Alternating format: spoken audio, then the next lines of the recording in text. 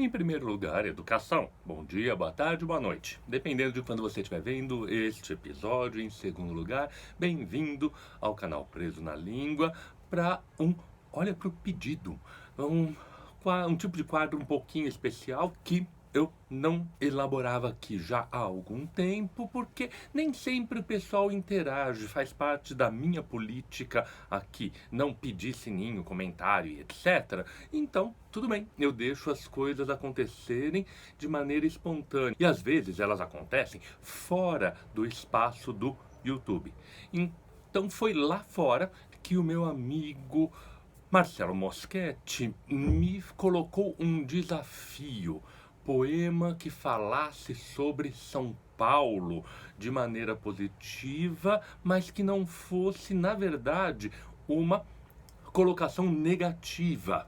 Eu até mencionei para ele os poemas do Mário de Andrade e ele torceu o nariz porque achava que o Mário de Andrade era muito antigo e não falava da São Paulo que a gente vê hoje, que está muito mais dilapidada do que estava na época do Mário de Andrade. Concordo, por isso mesmo eu acabo saindo pela tangente.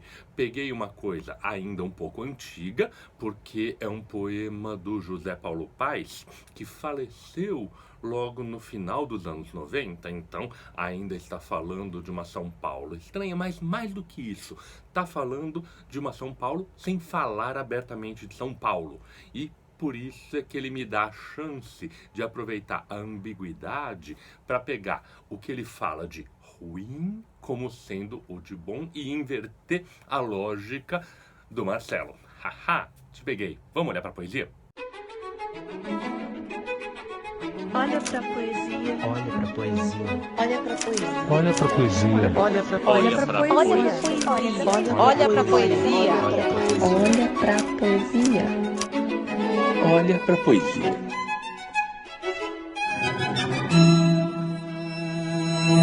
Sim, esse é um poema muito diferente do estilo que o José Paulo Paes acabou desenvolvendo ao longo da carreira dele, que era basicamente o de poesia piada. Ele tem vários poemas fantásticos que aproveitam as ambiguidades da linguagem, as ambiguidades da disposição gráfica das palavras, porque ele tem um pezinho no começo da poesia concreta também, uma inteligência ótima e um senso de humor fantástico.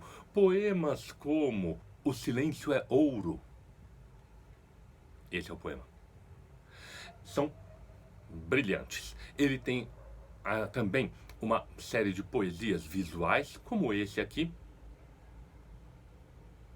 E eu acho maravilhosa a capacidade de encontrar a poesia nas pequenas coisas do dia a dia, nas pequenas coisas da linguagem, nas pequenas coisas da cidade. É um pouco a respeito disso que se trata o poema Revisitação. Cidade, por que me persegues? Com os dedos sangrando, já não cavei em teu chão os 7 palmos regulamentares para enterrar meus mortos? Não ficamos quites desde então? Por que insistes em acender toda a noite as luzes de tuas vitrinas com as mercadorias do sonho a tão bom preço? Não é mais tempo de comprar. Logo será tempo de viajar para não se sabe onde. Sabe-se apenas que é preciso ir de mãos vazias. Em vão alongas tuas ruas, como nos dias de infância, com a feérica promessa de uma aventura a cada esquina. Já não as tive todas? Em vão os conhecidos me saúdam do outro lado do vidro desse umbral onde a voz se detém interdita entre o que é e o que foi. Cidade, por que me persegues?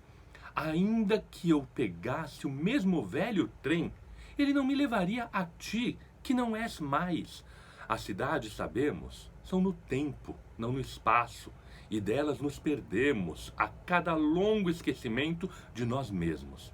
Se já não és e nem eu posso ser mais em ti, então que ao menos através do vidro, através do sonho, um menino e sua cidade saibam-se, afinal, intemporais absolutos. A saída pela tangente aqui é interessante, por quê? Este poema não verbaliza o nome São Paulo, mas é dessa cidade que o José Paulo Paes está falando. A cidade que tem as marcas da modernidade. Trem, tem as vitrinas, tem as mercadorias de sonho, marca fundamental da oferta capitalista. E essa coisa, esse é o ponto importante, ela não está mais acessível. A distância em relação à cidade faz com que aquilo que foi a experiência se apague. Se apague, mas não se apague, porque é esse o tema da primeira estrofe. Por que me persegues?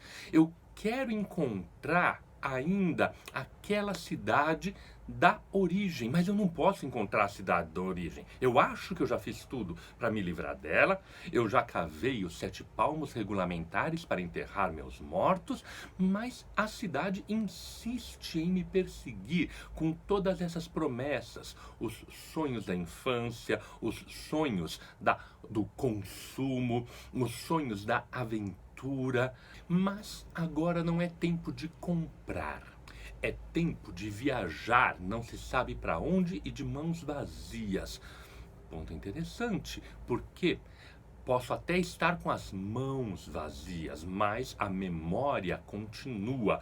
E dessa memória eu não escapo, ela me assombra, ela me persegue. A imagem do primeiro verso do poema e que vai ser repetida numa estratégia bastante comum em poemas, em textos bem escritos, que é numa altura repetir ou o primeiro verso ou a primeira estrofe, o que causa sempre um efeito de familiaridade e de estranhamento, porque, como o próprio poema tematiza, mesmo que eu tomasse o velho trem e retornasse à cidade, eu já não seria o mesmo, a cidade já não seria a mesma.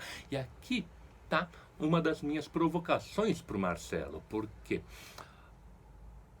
um problema enorme para ele, que agora está lembrando mal de São Paulo em Portugal, ele está buscando poemas que possam fazer jus a certo tipo de imagem da cidade. Esses poemas não podem ser mais a mesma coisa que foram na época da vivência. Esses poemas necessariamente se marcam a partir das novas experiências que nós vivemos de mãos vazias, mas levamos certas memórias. E a memória intervém, é muito significativo, como eu mencionei, a repetição do mesmo verso um pouco mais para baixo, porque é exatamente em Cidade, Porque Me Persegues 2, que o José Paulo Paes vai enunciar abertamente a incapacidade de reviver o passado como ele foi, porque a vivência é só uma. O tópico clássico dos fragmentos do Heráclito de Éfeso, de que ninguém entra 2 vezes no mesmo rio, porque quando ele fala, nós sabemos que as cidades são no tempo, não no espaço, ele está fazendo referência a um dos aspectos menos mencionados do fragmento do Heráclito, que é o rio passa, o rio já não é o mesmo, como nós não somos os mesmos. O rio passa, ele está ali, mas já que o rio é movimento, e movimento só se dá no tempo, então o rio não é mais o rio. A cidade, já que ela está no tempo, ela não é mais a mesma cidade. Então, falar de alguma coisa que acontece no meu coração quando cruza em Ipiranga e Avenida São João, ou falar da São Paulo, do Premeditando Brecht, ou falar da São Paulo, Comoção de Minha Vida, da Pauliceia Desvairada, do Mário de Andrade, nunca é falar da cidade que a gente está vivendo agora, porque aquelas cidades já se perderam na experiência e no tempo. E a conclusão das últimas estrofes é genial, porque se já não posso ser, o que resta através do vidro? Outra vez, o vidro das mercadorias que a gente acaba usando para filtrar filtrar as nossas experiências modernamente. Se as nossas experiências foram historicamente moldadas só pelas vivências, agora também elas são moldadas pelas propagandas, são moldadas pelo capital. E sim, São Paulo tem uma coisa fascinante, não só pela existência dessa cidade, pelo que ela é de verdade, mas pelo que se propagandeia dela. Vira e mexe, eu conheço gente e converso com pessoas do Rio de Janeiro e a gente tem o histórico debate de São Paulo ou Rio. Não estamos falando dessas duas cidades, estamos falando de duas propagandas diferentes, estamos falando de duas experiências que não passam pela vivência efetiva, mas que se perpetuam, como diz o último verso do poema do José Paulo Paes.